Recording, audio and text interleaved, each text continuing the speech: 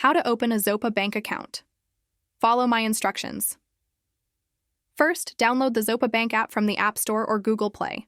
Open the app and tap Sign Up to start the registration process. Make sure you have a valid mobile number and email address ready. Next, enter your personal details, full name, date of birth, and home address. You'll also need to provide your UK tax residency status. Zopa may ask for your national insurance number during setup. To verify your identity, upload a photo of your ID, such as a passport or driving license. You'll also take a quick selfie to confirm it's really you. This step usually takes just a few minutes. Once verified, set up your account security.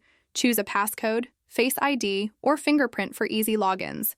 This helps protect your money and personal details. After that, your new Zopa account will be created instantly. You can add money via bank transfer or debit card.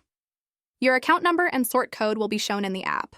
From here, you can start using Zopa for payments, savings, and transfers. If you ordered a card, it should arrive by post within a few days. And that's it. That's how to open a Zopa Bank account step by step. Thanks for watching.